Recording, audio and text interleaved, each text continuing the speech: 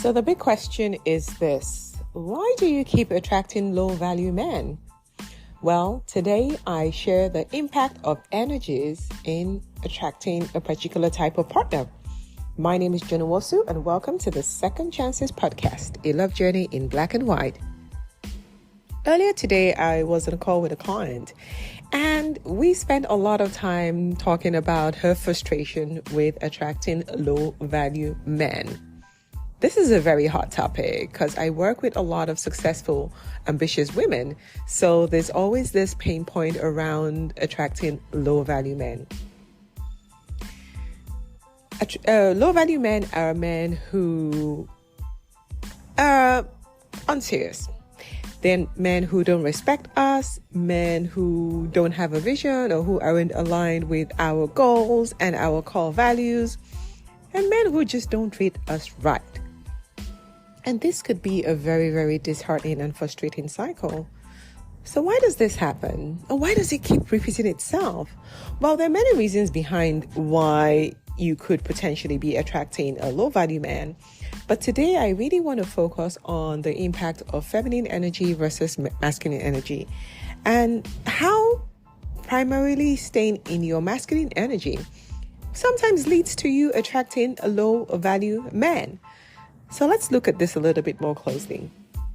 So when it comes to relationship dynamics, there's usually the masculine and the feminine energies that are at play. And this isn't about gender. No, this is more around the traits and qualities that you embody. So the masculine energy, as you can imagine, is associated with assertiveness, problem solving, decisiveness, while the feminine energy is more around empathy and intuition and nurturing and vulnerability and amazing things like that. So what happens when a woman, your energy is more on the masculine side of things? Well, as you can imagine, this creates an imbalance in your interactions with masculine men, and the men might feel like they're being pushed away, or they're not able to be romantically attracted to you because you're primarily in your masculine energy. So when you're in your masculine energy, what does that look like?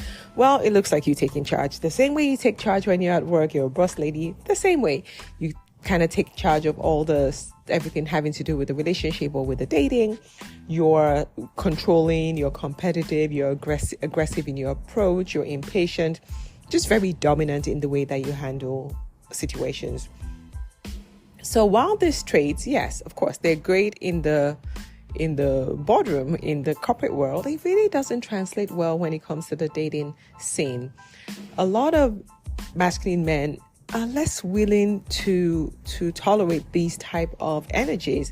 And so what happens is you end up attracting men who are the opposite. So more feminine men who are not willing to take the initiative, they're not willing to lead, they're less confident, they're less willing to commit. They're just there probably to just have a good time. They don't really respect you. They don't really treat you how you need to be treated because, again, they're low-value men. So being in your masculine energy can really impact the type of men that you attract into your love life. So it doesn't mean that masculine energies are negative. No, it just means that finding the right balance is so key. Knowing when to emphasize your masculine energy, when to bring that forward is key, and knowing when to lean into your feminine energy so that you can attract the right kind of men, the high value men, is also really key. So it's about balance, not about one being right or wrong. So what happens when maybe you're stuck in your masculine energy, you're a boss lady, you've been on your own for so long, you're just used to doing things on your own? How can you move away from that? How can you step more into your feminine so you can start attracting high value men? Well, as with everything, the first thing is around awareness. So you need to understand and acknowledge the type of energy that you're primarily operating in. This is so key. Without awareness, you just be arguing with yourself and say, no, I'm not masculine, I'm feminine. But let's be honest, just do that self-reflection or introspection and figure out what energies are you always in.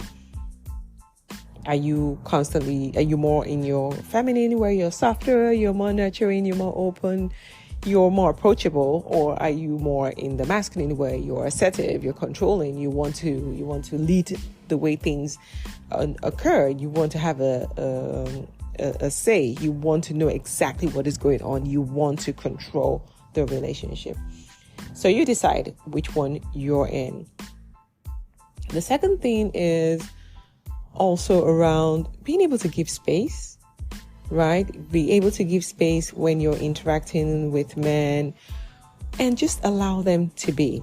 A woman is able to lean back and not really feel the need to fill in any empty spaces. Being less forward in expressing your assertiveness or your decisiveness, maybe just relaxing a little bit more and allowing the other person to take charge. This can help you balance your energies and allow you to attract more high value men. I love feminine energy, and for me, it was a game changer in the type of relationships that I was able to attract into my life. And it's not about you losing your strength. No, you're still a strong person. I'm still a strong person. It's about just embracing a different kind of power, the divine feminine, right? One that is more focused on nurturing and intuitive and receptive. That way, you're opening yourself to attracting a man who is willing to take charge, who's willing to resonate with the qualities, the values that are really, really true to you. Someone who's ready to lead you forward, who's ready to commit to you, who wants what you want, who wants a committed and fulfilling relationship. You are able to attract a partner who appreciates you and just loves you for you being you, right? They get to see the softer qualities that reside inside of you anyway. So it's not like being feminine is something that you need to learn from the outside. No, it's something that already exists inside of you. So it's just tapping more into this. Because let's be honest, what you've been doing hasn't worked up until now. If it was so great and it was working, you wouldn't be single. You would have an amazing relationship. So this is the year that you want to be more honest with yourself. You want to tell yourself the truth. You want to observe the patterns that are happening in your life. If you're attracting low value men, well, let's figure it out and let's work on that. Let's see what are the things that you can do, because it starts and ends with you. It's not about what's happening on the exterior. It's what's happening on the interior that's determining what's happening on the exterior. So let's figure out what's going on inside of you. What are the things that you need to show? What are some of those things that maybe that's not even the real you, but situations or past relationships or just trauma has brought out this part of you that is pushing away high value men and just attracting low value men into your life. So that is really, if I have one thing for you to focus on this year, it will be on being more feminine, really, really embracing the feminine energy so that you can attract more high value men. This is not the year where you settle or where you tolerate or you have no boundaries or you just accept to be treated in any way, shape or form. No, this is the year where you raise your standards. You're able to stand in your high standard as a high value woman and attract a high value man that will appreciate and love you in all your entirety. So keep growing, keep watching, keep observing your patterns, things that are not working, and start embracing more of the energies that will help you get what it is that you truly desire out of a relationship. Well, that's all for me for today. Thank you for listening to this episode on the Second Chances podcast, a love journey in black and white. Until next time, sending you love and light.